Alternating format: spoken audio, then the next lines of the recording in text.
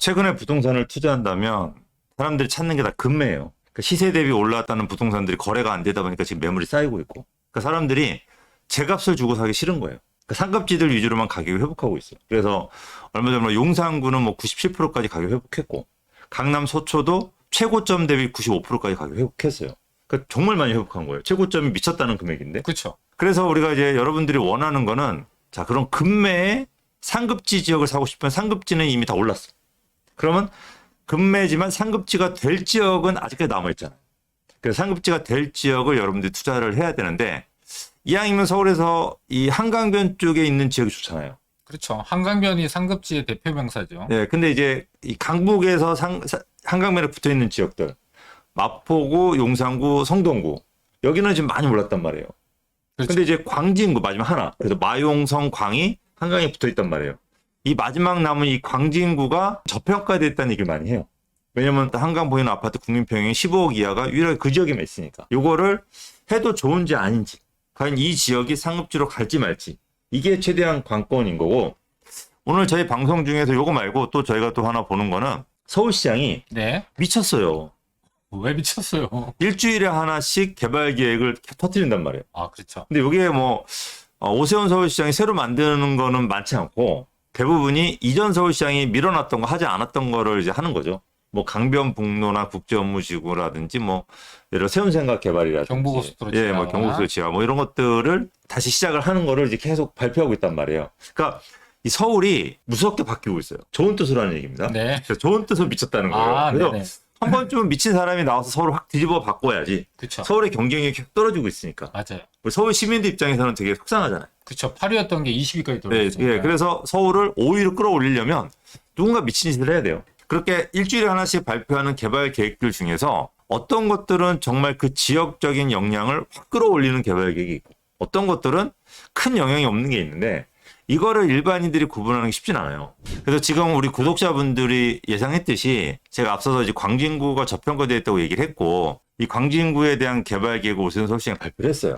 근데 이 개발 계획이 과연 광진구를 상급지로 끌어올릴 수 있는 개발 계획인지 아닌지, 이거를 우리가 이제 구분을 해야 돼요. 성수동 같은 경우는 벌써 100억대가 넘는 주택들이 굉장히 많잖아요. 그렇죠. 근데 광진구에도 그런 아파트들, 그런 자리들이 있단 말이에요. 그럼 그런 자리가 어딘지, 그럼 여러분들이 그런 자리를 선점할 수 있는지, 그 내용을 가지고 오늘 자세하게 한번 얘기를 해보도록 하겠습니다. 일단 광진구에서 계획이 있었지만 아직까지 진행되지 않는 곳이 대표적으로 동서울 터미널입니다. 앞으로 100년 서울의 도시 공간을 대개조하겠다, 본격화하겠다라는 것으로 이 동서울 터미널의 선도 사업으로 진행을 했는데요. 네, 동서울 터미널을 선도 사업으로 얘기했다라고 하는 거는 이 동서울 터미널 후에 다른 터미널도 다 개발하겠다는 그런 얘기로 들려요. 그렇죠. 지금 현재 대표적으로 강남에 있는 강남 고속터미널도 워낙 낡았잖아요. 그리고 남부터미널 같은 경우도 서초구에 위치하고 있지만 거기가 그 기능을 제대로 하지 못하고 주변의 건물들에 비해서 흉물스럽게 남아있다라는 평가를 받고 있는데, 이런 터미널이라는 것이 도시의 다른 지역들과 연결점을 하고 많은 사람들이 유입되고 유동인구를 좌지우지하는 그런 결정적인 역할을 하는 곳인데,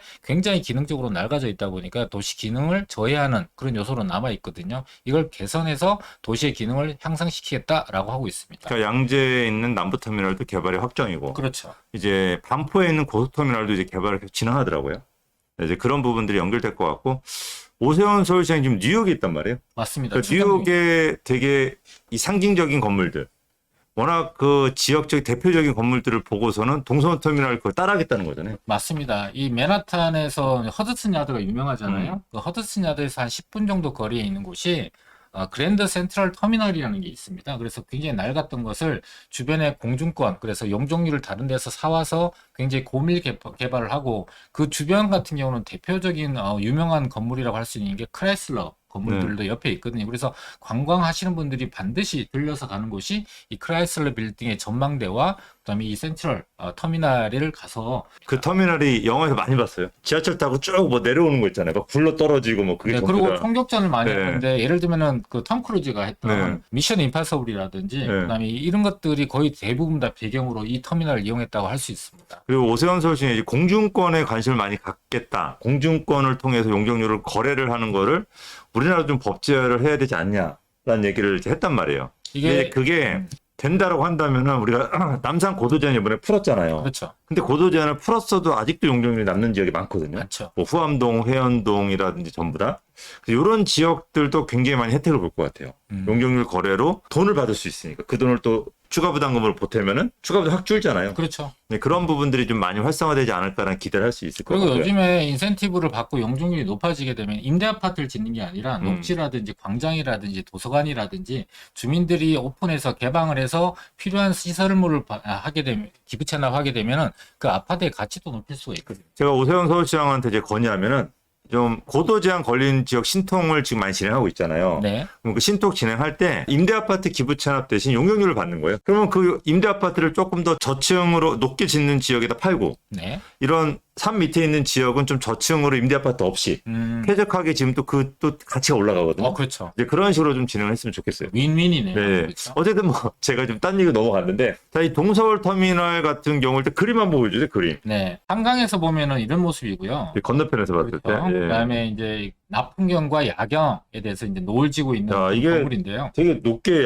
양쪽으로 예쁜 그림을 잘 그렸네요. 그리고 여기서 특이한 거는 지금 음. 보시다시피 동서울 터미널의 건물이 그 외관이 멋있다뿐만 아니라 한강 시민공원까지 데크를 연결해서 네. 사람들이 한강 시민공원과 연결을 해서 녹지와 이 업무시설, 복합시설, 편의시설들을 같이 이용할 수 있도록 만들었다는 게 가장 큰 특징이라고 할 수 있습니다. 여기에 이제 공중공원도 그렇죠. 이제 설치하고. 예, 보시면은 네. 공중에 사람들이 쉴 수 있는 320도 음. 파노라마.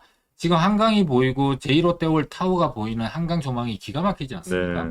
그리고 이거 지상 공간 같은 경우는 보통 이제 터미널 앞 버스의 주차장으로 사용했던 곳을 이제 시민들한테 돌려줘서 수변 휴식 공간과 조망을 같이 할 수 있는 공간으로 맞추고 터미널 같은 경우는 지하로 넣어버렸죠. 그러니까 이거를 토대로 광진구 한강변의 개발을 이제 하겠다. 네. 전체적으로 이제 하겠다. 그러니까 뭐 한다라고 한다면 지금 잡혀 있는 게 자양사동 신통기획 지금 잡혀 있고 이쪽으로 해서 아차산 쪽에 이제 개발 잡혀 있고 극동 아파트 재건축이 네. 있죠. 그다음에 그 건너편으로 해서는 우리가 워커힐 아파트. 아, 그렇죠. 뭐 대한민국에서 제일 비쌌던 아파트잖아요. 엄청나게 예전에 비쌌다. 분양가 압구정보다 더 비싸게 분양한 아파트입니다. 이 그렇습니다. 워커힐 아파트 재건축 또 그 영향을 가질 것 같고 그죠 학군정 광장동 좀 전에 얘기한 네네. 거기도 이제 어떤 변화가 있을 것 같고 해서 과연 요게 마중물 역할을 할 수가 있을까라는 부분들이 가장 궁금해요. 이게 돼서 주변에 가치가 올라간다고 한다면 예를 들어서 광장동도 그렇고 워커힐 아파트도 그렇고 사동 같은 경우도 전부 다 한강변이 보이는 아파트들이란 말이에요. 그렇습니다. 근데 이제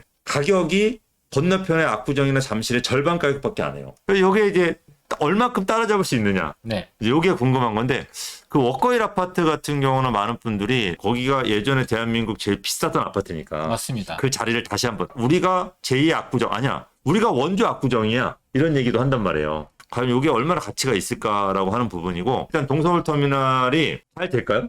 저는 잘 될 수 있다라고 봅니다. 이게 오랫동안 계획이 수립이 됐다가 여러 가지 이유와 주변의 여건에 의해서 계속 미뤄졌거든요. 대표적인 이유가 전 시장님이 보존을 위한 어떤 개발 방향을 잡다 보니까 근데 이번에 이제 시장이 되신 오세훈 시장 같은 경우는 순수하게 개발파라고 분류할 수 있고요. 또 외국의 사례를 통해서 서울의 경쟁력을 높이겠다고 하기 때문에 저는 적극적으로 진행을 하면서 거의 100% 개발된다라고 볼 수가 있습니다. 그러니까 저는 이제 좀 의구심이 드는 게 첫 번째가 한강변으로 데크를 연결해서 한강변 직접 나갈 수 있게끔 하겠다고 했잖아요. 네. 근데 그 한강변에 공간이 없어요. 강변북로 사이로 공간이 별로 없거든요. 네, 그렇습니다. 예. 근데 성수동도 밑으로 한번 내려보세요. 지금 성수동 한강변을 보게 되면 성수도 마찬가지로 얼마 공간이 없잖아요. 이렇게. 네. 그죠? 강변북로 바로. 자전거 타고 다니는 조깅하는 길밖에 없어요. 근데 성수동 워낙 가치가 높다 보니까 여기다가 섬을 하나 만드는 말이에요. 이렇게 섬을 여러 개. 그래서 그 가치를 올리겠다고 하는 건데 동서울 터미널 같은 경우는 그 정도 할 정도는 아니잖아요. 주변의 가치가. 네. 한강변으로 가더라도 좀 너무 여유가 없다.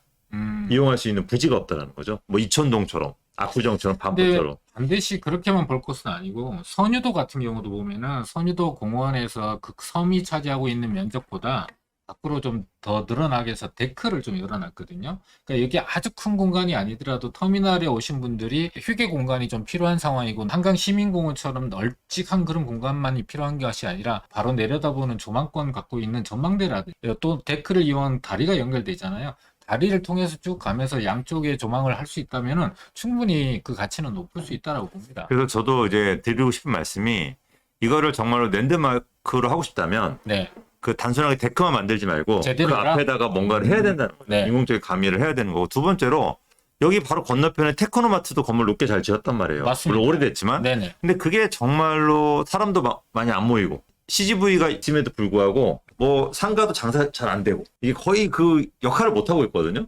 초기에는 인기가 되게 많았는데 네. 이제 망해갔죠. 그렇죠. 근데 이제 네. 그 건너편도 네. 이게 과연 그 자리를 할 수, 물론 하나만 있었으니까 이제 두 개, 세 개 생기면 조금 나아질 수도 있긴 한데 그게 좀 우려되긴 해요. 이게 그러면 테크노마트와 테크노마트 건물과 이 동서울터미널이 지하로 연결되면서 쇼핑몰이 커지고 또 지금 그때 당시에 필요했던 테크노마트가 만들어질 때 시민들 또는 국민들이 원하는 그러니까 시민들이 원하는 니즈라는 게 시설들이라는 게 거의 완벽하게 갖추지 못했잖아요. 그리고 그때 법으로는 이런 것들을 다 만들어낼 수가 없었는데 이번에 만들어진 것들은 외국 사례를 도입하거나 또는 새로운 혁신적인 제도를 만들어서 시민들이 원하는 니즈, 필요한 공간들을 다 복합적으로 넣기 때문에 예전과는 좀 다르지 않을까 예상을 해봅니다. 이게 뭐 이 정도 개발이 용산이라든지 여의도라든지 압구정 잠실 쪽에 있다라고 한다면 시너지 효과가 좋을 텐데 그렇죠. 얘는 좀 약간 혼자 동떨어진 느낌이 없잖아 있어요. 그래서 그게 좀 약간 우려되고 이 옆에 요게 과연 집값의 영향. 요 광장동 일단 학군이 제일 좋은 지역. 광장동이죠. 광남 중학교 고등학교가 예, 있는 예. 곳이 가장 학군이 예, 좋죠. 요쪽에 이제 재건축이 됐을 때 좀 거리가 좀 있긴 해요. 네. 그죠? 근데 뭐 테크노마트도 그렇고 요런 부분들에 대한 어떤 시너지 효과도 있긴 하겠죠. 그러니까 대치동이 학군으로 대표적인데 테헤란하고 붙어 있지 않잖아요. 네. 그 약간 오히려 떨어져 있는 것이 교육 여건이나 주거 환경에서는 좋을 수 있죠. 그래도 하면 한강을 조망할 수 있는 한강변 조망권도 갖고 있다 보니까 두 가지 요건을 다 갖출 수 있죠. 그다음에 이제 워커힐 아파트인데 이 그랜드 워커힐 호텔 바로 밑에 있는 거란 말이에요. 근데 이 워커힐 아파트를 모르시는 분들도 계시더라고요.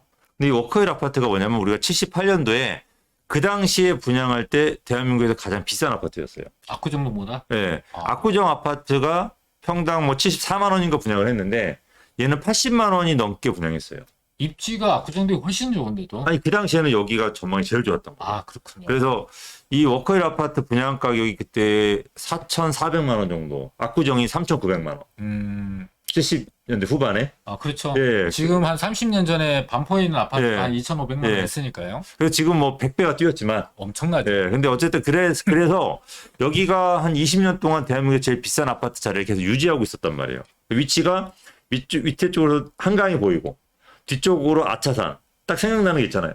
배산임수. 그렇죠. 우리가 지금 한남동 얘기할 때. 그렇죠. 한남동의 배산임수 같은 그 위치를 하고 있어서 얘가 그 가치를 얘가 다시 이제 재건축을 현재 진행 중에 있거든요. 이 재건축 진행 꽤 오래됐어요. 10년 넘었으니까. 근데 재건축이 계속 무산이 됐는데 얘가 재건축이 됐을 때 그 가치가 얼마나 높을까? 한남도처럼 될까? 예, 예. 그래서 그 부분을 가지고 한번 좀 설명을 해야 될 필요 있을 것 같아요. 자, 여기가 1단지고 2단지 두 개로 나눠집니다. 네. 그래서 1단지가 430세대, 2단지가 144세대인데 모양이 그 당시에 70년대 후반인데 이 Y자 모양으로 배치를 했어요.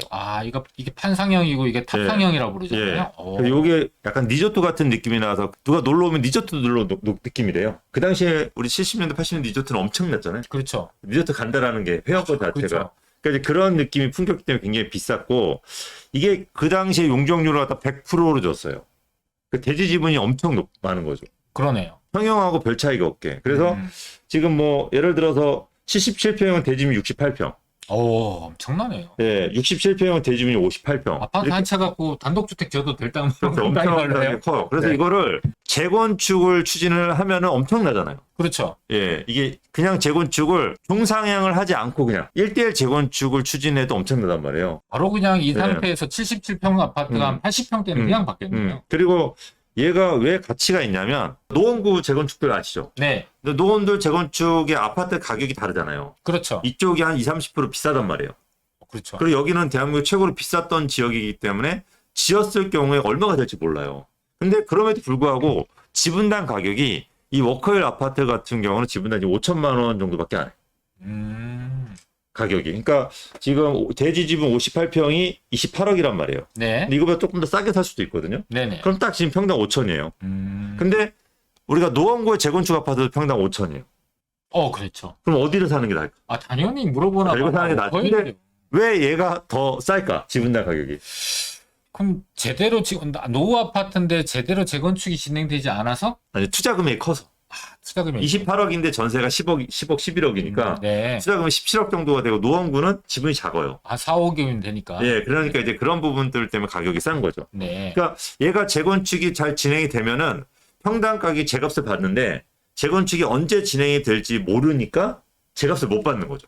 그럼 만약에 재건축 진행이 빨리 돼서 예를 들어 5년 있다가 내가 새 아파트를 하나 받을 수 있어. 엄청난 큰 거를. 그러면 가격이 어떻게 될까? 엄청나겠죠. 게다가 여기는 지금 네. 현재가 전부 다 대형 평수잖아요. 음. 그러니까 아니면 60평대부터 해서 80평대까지를 받게 되는 상황이 되니까 뭐 그 대형 평수의 입지의 여건이 잘 어울릴 수 있는 배산 임수에다가 조망권까지 갖고 있으니까 가격이 높을 수밖에 없겠네요. 그러니까 목동 재건축이 9천에서 1억 1천 정도를 한단 말이에요. 네. 지분당. 네네. 근데 이제 여기는 한강이 보이잖아요. 그렇죠. 그죠? 그래서 이제 목동보다도 어떻게 보면 나중에 완성됐을 때 아파트 값이 더 높을 수도 있거든요. 근데 지분당 가격은 절반이기 때문에 이 친구에 대해서는 일단은 여러분들이 좀 구독자분들이 관심을 가질 필요 있을 것 같아요. 근데 얘가 물론 지금은 진행이 잘 안 되고 있습니다. 1단지 같은 경우는 2종 일반 지역으로 아파트를 짓는데 아무 문제가 없어요. 네. 근데 2단지가 자연녹지 지역이에요. 용적률이 최악이네요. 예, 자연녹지 지역은 지금 현재 요게 2단지가 용적률을 100% 쓰고 있다고 한다면 네. 자연녹지 지역은 그보다 훨씬 더 못하거든요. 그렇죠. 용적률이. 네. 그러면 오히려 아파트를 줄여야 돼요. 서울시에 종상향을 해달라고 했는데 서울시가 지금 안 해주고 있어요. 그래서 1단지 같은 경우는 이제 재건축을 따로 분리해서 진행을 하려고 했더니 서울시에서 분리하면 안 된다. 같이 해야 된다. 왜요? 왜냐면 여기가 지금 도로, 상하수도, 가스 이런 거 같이 쓰고 있어요. 그러면 혼자 공사하면은 나머지가 살고 있는 사람이 아무것도 못 쓰네요. 물을 못 쓰는 거죠. 그렇죠. 떠다 써야 되는 거죠. 그러니까 같이 해야 되는 안 상황. 되잖아요. 어쩔 수 없이 같이 해야 네, 되는. 같이 해야 돼. 뭐 리모델링을 같은 시기에 리모델링하고 재건축 같은 시기에 하더라도 네네. 집을 같이 비워야 되죠. 아, 그래서 서울시에서는 통합 재건축 해라. 네네. 그럼 통합 재건축 하려면 또 동상향 우리 해줘라. 기부채납 할게. 네네. 근데 또 그걸 또 이제 심의를 해서 굉장히 복잡한 상황에 걸려야 되는데 원래대로 간다면 이게 굉장히 힘들고 쉽지 않아요. 근데 제 생각은 그래. 제 생각은 지금 서울에 공급 부족하다라고 하는 게 원희룡 장관이 막 떠들잖아요. 예. 그죠? 그거에 대해서 다 국민적 공감이 형성됐단 말이에요. 네네. 그러면 공급이 부족할 때는 어떻게 돼요? 공급을 할 수 있도록 만들어줘야죠. 만들어줘야죠. 네네. 그러면 이 친구가 공급되면은 용적률이 100%니까 일반 분양이 나오겠네요. 최소 2배 늘어나죠. 그렇죠. 그러니까 집 공급이 확 늘어나죠. 지금 현재 용적률이 100%니까 이거 200%만 개발돼도 배수가 되는 이제 일반 분양이 나오게 되겠네요. 그렇죠. 그래서 이런 부분들 때문에 아까 제가 말씀드렸지만은 재건축이 언제 될지 모르니까 지분 가격이 싸다. 근데 재건축이 빨리 될 것 같다라고 한다면 지분 가격이 바로 바뀌어 버리는 거죠. 근데 그런 부분을 가지고 있고 그래서 이 친구들이 사업성이 굉장히 좋아요. 아까 1단지가 조합원이 432명이라고 했죠. 네. 근데 용적률이 100%밖에 안 되니까 네네. 얘가 재건축을 하게 되면 내 지분만큼이 남는 거야. 그러네요. 예, 그래서 2배니까. 네, 예를 들어서 뭐 가정입니다. 77평 아파트를 내가 5평을 늘려서 받아요. 82평 아파트를 받잖아요. 네. 그러고도 30평대 아파트가 450세대를 더 지어요. 거의 같은 세대만큼 나오는. 예, 그럼 한 집에 한 세대 이상을 받는 거죠. 그러네요. 그러면 자, 내가 이 82평 아파트도 받고 32평 아파트 이것도 내 거야. 쉽게 얘기하면. 근데 파는 거지. 파는 거지. 네네. 그러면 얘를 갖다가 예를 들어 20억에 분양한다면 공사비가 5억이야. 그럼 15억 남는 거잖아요. 그러네요. 그러면은 15억 가지고 82평 아파트를 짓는데 예를 들어서 한 8억이 들어가. 그러면 또 7억이 남아요. 추가 부담금 내도. 내 추가비는 안 내고. 그러니까 추가 부담금을 돌려받고. 이걸로 이제 네, 상계를 해도 돈이 남는 거죠. 이렇게 사업성이 좋은 거예요. 개발이라고 하는 거는 제가 전에 라이브 때도 얘기했는데 장화 신고 들어가서 구두 신고 나오라고 했잖아요. 그렇죠. 근데 요거는 지금 장화예요. 장화 신고 들어가야 돼. 네. 왜? 재건축이 잘 안 되니까. 네. 근데 이게 만약에 비가 다 그치고 그 지역에 탄탄하게 아스팔트를 깔아. 도로로 나올 때 구두 신고 그때의 값어치가 얼마일까?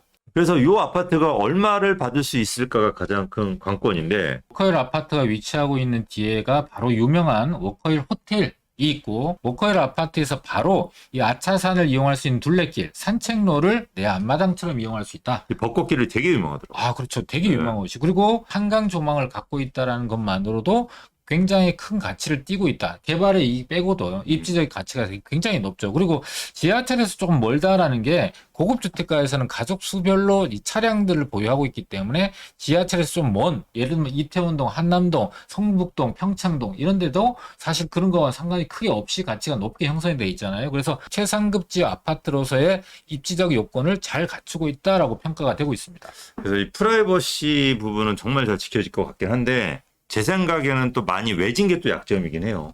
좀 너무 서로 외곽에 위치하고 있다 보니까 분명히 리스크는 존재를 한다라고 보여집니다. 이게 과연 최상급지에 못 들어가고 그냥 덩치만 큰 아파트가 될 수 있다는 거죠. 또 하나는 요 주변이 아래쪽에 뭐 빌라촌이잖아요. 빌라 좀 작은 빌라 같은 아파트. 네? 단지가 큰 건 아니니까. 그리고 좀 약간 그런 외곽 쪽에 있다라는 또 주변에 기반시설이 부족하다는 게 좀 약점으로 작용할 것 같긴 해요. 근데 이게 이제 일단 선수촌 아파트라는 게 만들어졌다는 특징을 보게 되면 올림픽 선수촌 아파트, 아시아 선수촌 아파트 보면 지금 현재 그 지역에서 대표 아파트로서 가치를 높이고 있잖아요. 그렇죠. 근데 지금 이거 워커힐 아파트 같은 경우는 20평대, 30평대 이게 아니에요. 최소가 50평대부터 70평대고 만들어진다면은 60평대부터 80평대가 만들어지는 곳이잖아요. 그리고 지금 최근에 트렌드이기도 한데요. 연예인들이나 또는 사회 지도층들이 외곽 지역에 프라이버시가 잘 보호되는 단독주택이나 뭐 테라스 하우스 같은 걸 잘 지어서 거기서 출퇴근하거나 또는 일을 하고 보면서 주거지와 거주지, 일자리를 따로 구분하면서 살고 있는 그런 성향도 있기 때문에 예전 같으면은 이게 최상급 아파트로 올라서기는 좀 어려울 수 있겠지만 지금 현재 트렌드와 예전 상황과 많이 변한 사회 환경들을 봤을 때 이 워커힐 아파트가 지금 최상급 아파트로 올라설 수 있는 절호의 타이밍과 시점이지 않을까 이렇게 생각을 해봅니다. 이게 나인원 한남 같은 경우도 한남더일도 그렇고 한남더일도 한남동의 어떤 기반시설이 잘 돼 있잖아요. 네. 저녁에 나가서 친구들하고 놀더라도 좀 럭셔리한 카페들도 많고, 네. 뭐 술집들도 많고. 나인원 한남 같은 경우는 워낙 유동인구가 많다 보니까 지하에 어떤 쇼핑몰이나 이런 고급화가 되게 잘 돼 있잖아요.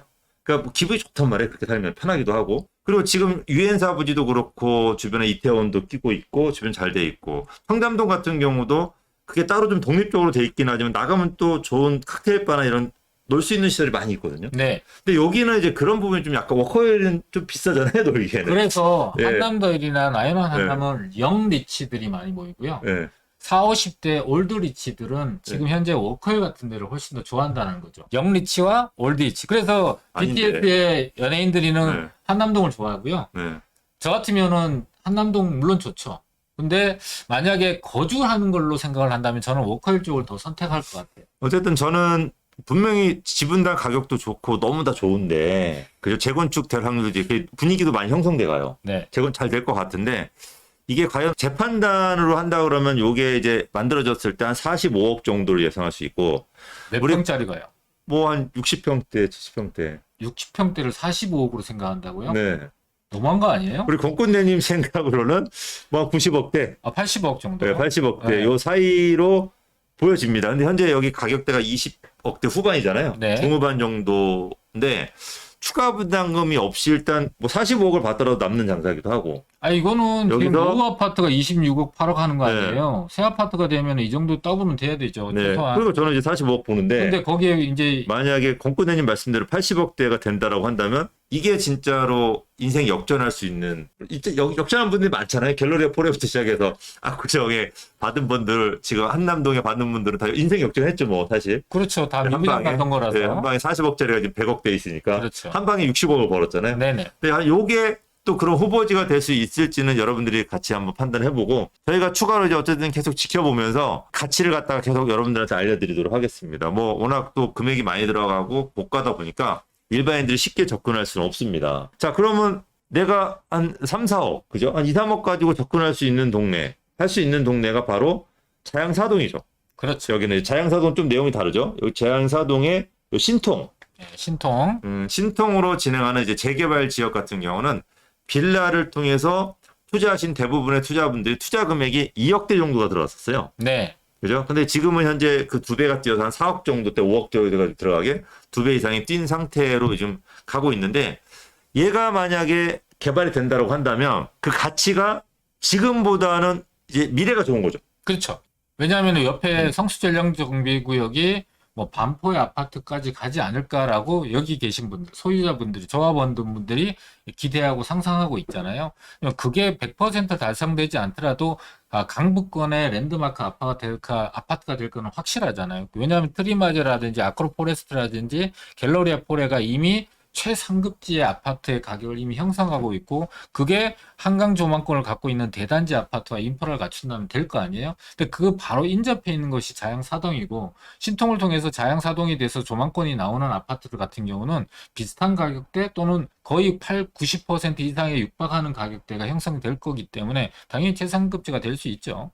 근데 저는 이제 좀 약간 또 우려되는 게, 저는 계속 약간 이상하게 그 시청자들 대신 지관론자로 보여질 수 있는데 꼭 그렇지 않습니다. 볼다리를 두드려서 가시는 분인 네, 거죠. 걱정스러운 부분을 얘기하는 네. 거예요. 여기가 지금 신통이 이 구역을 저는 꽉 채워서 만약에 이 아파트 있잖아요.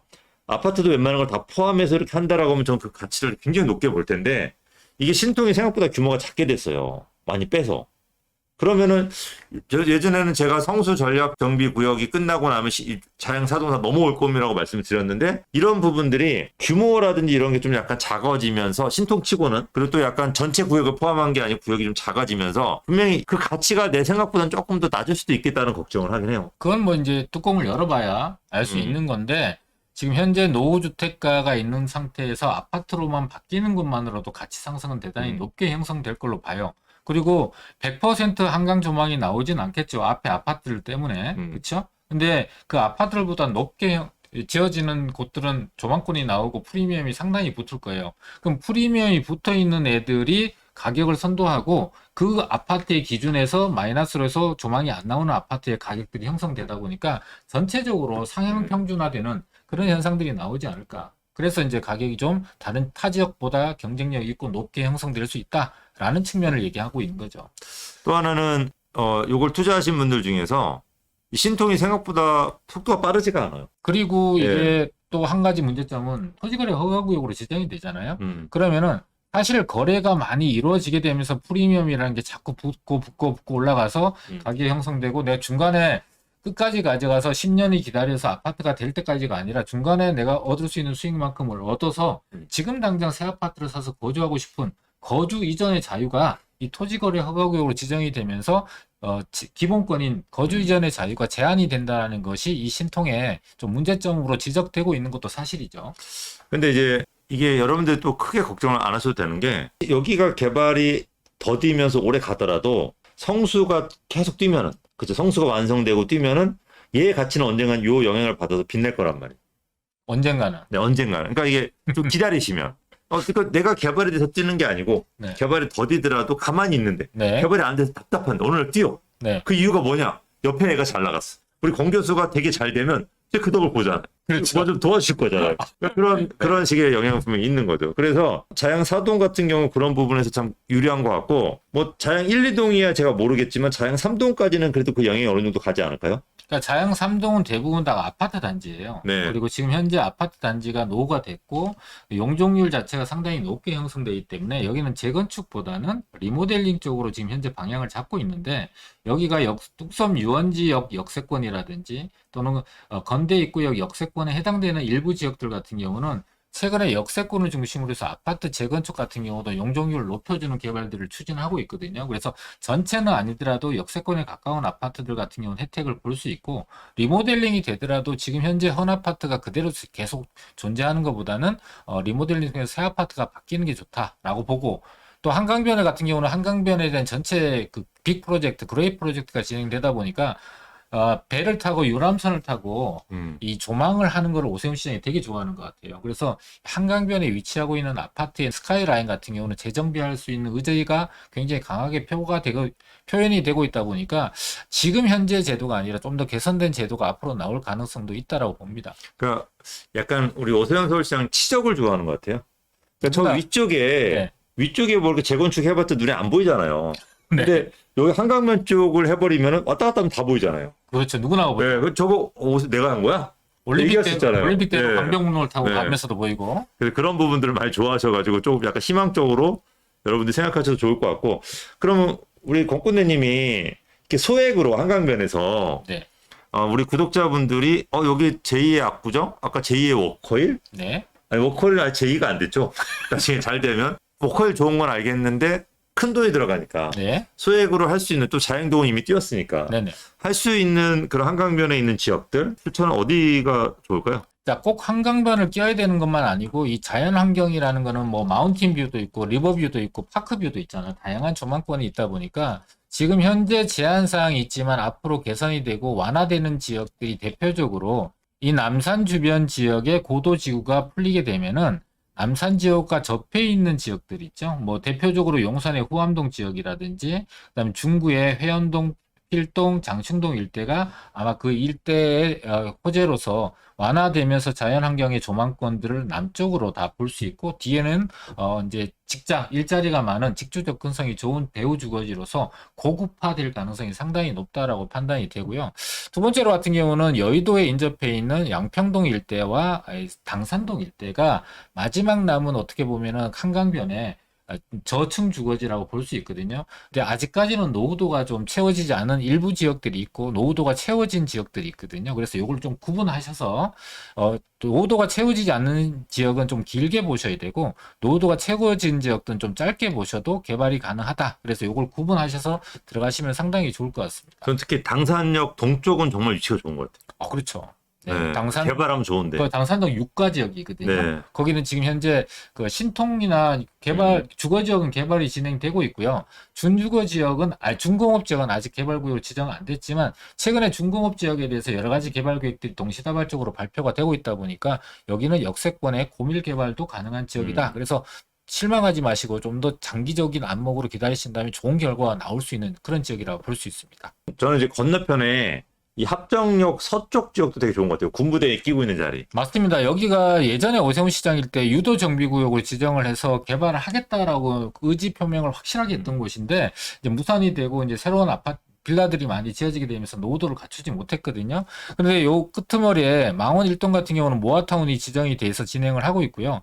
이 그 합정동 같은 경우도 지금 현재 주민들이 동의서를 걷고 움직임이 조금 있는 걸로 저는 알고 있습니다. 그래서 한강변 중에서 이 당산동, 양평동과 마주보고 있는 이 합정동 지역들 같은 경우도 향후에 좀 길게 보면 중장기적으로 본다면은 반드시 개발이 될 수 있는 그런 지역 중에 하나다라고 얘기할 수 있죠. 제가 여기 물건 가지고 있는데 왜 저한테 연락 안 왔죠? 아직은 본격적이지 않고 게다가 이게 소규모 네. 개발들이 움직이다 보니까 우리 김권대님이 갖고 있는 게 그 범위 안에는 포함되지 않았나 보죠. 저는 뭐 신경 안 씁니다. 어차피 저는 굉장히 오랜 시간 동안 묻어놓는 스타일이기 때문에 네. 크게 신경 안 씁니다. 그런데 신경 쓰고 있는 것 같은데. 아니요, 연락이 하나 궁금해서. 알겠습니다. 네. 그리고 김권대님이 생각하는 한강변의 네. 소액 투자 지역, 유망한 지역 어디라고 저는 생각하십니까? 금액이 좀 올랐더라도 네. 노들역 본동, 동작구 본동. 동작구 본동 이 노들역, 노들섬이 보이는 요 자리. 얼마 전에 서울링을 갖다가 오세훈 서울시장이 발표했는데 그거를 상암에 한다고 발표했잖아요. 네. 저는 요 노들섬에 들어와야 된다고 생각을 해요.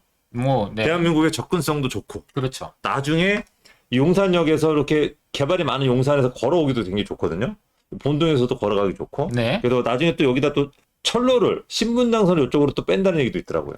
연장선으로 연장선 하나 가지쳐서. 가지쳐서 이런 부분도 굉장히 여러 가지로 뭔가 할 수 있는 좀 사람들이 모일 수 있는 그런 자리. 이 본동 같은 경우도 뒤에가 산이고요. 네. 경사가 한강 쪽으로 돼 있다 보니까 여기도 배산 임수에다가 한강을 이제 조망할 수 있는 그런 조망을 갖고 있고 여기는 지금 현재 공공재개발구역으로 지정이 돼 있죠. 네. 그러다 보니까 개발이 될지 안 될지에 대한 불확실성이 없고 좀 확실하게 진행되는 곳인데 대신 투자 금액이 이미 지정이 돼 있다 보니까 네. 좀 크게 들어간다. 이 정도 차이죠. 요 일대 흑성역도 일대하고 네. 여기 지금 현재 개발 진행하고 있는데 요 여의도하고 요 토대를 놓고 봤을 때 여기가 지금 가장 싸거든요. 그렇죠. 네, 본동이 상대적으로. 비싼데 가장 쌉니다. 비싼데 가장 싸. 이상하네요. 그러니까 왜냐면 주변 지역이 너무 비싸니까. 이게 보면은 아까 제가 워커힐 얘기했지만 워커힐도 평당 5천이 말이 아니잖아요. 맞습니다. 이게 거의 2배 수익이 날 수 있는 자리인데. 그러니까 이게 여러분들이 소액으로 할 수 있는 자리들도 생각보다 되게 많아요. 근데 한 가지 아셔야 될 게 단기로 내가 2년 만에 나 수익 봐야지 라고 한다면 생각보다 없어요. 근데 5년, 10년을 묻어놨을 때 그 부가가치가 엄청 뛸 수 있는 자리. 내가 아까 워커힐도 뭐 4천에 분양 받는데 지금 20매덕이잖아요. 70까지 뛰었잖아요. 이제 그렇게 시간이 갔을 때 70% 50% 뛸 수 있는 자리도 분명히 있거든요. 그러니까 그런 자리를 여러분들이 이 한강변에서는 분명히 선점할 필요 있다고 봐요.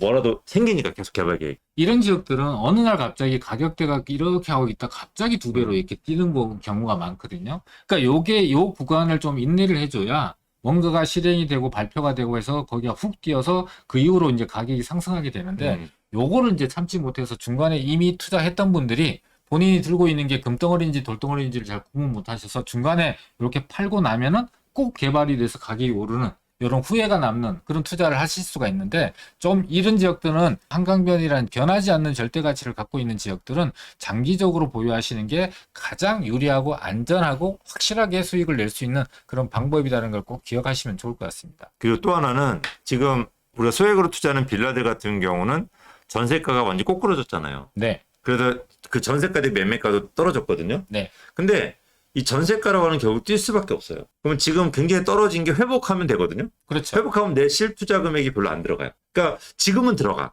근데 회복하면 안 들어가. 왜? 그러니까 매매가가 뛸 투자금을 거니까. 회수하는 개념이죠. 회수는 제가 이제 빌라를 굉장히 많이 가지고 있어요. 네. 근데 아까 합정동 빌라를 지나가서 얘기했잖아요. 그리고 제가 합정동 빌라 그 개발 안 돼도 상관없습니다. 10년, 20년 지나도 전 상관없어요.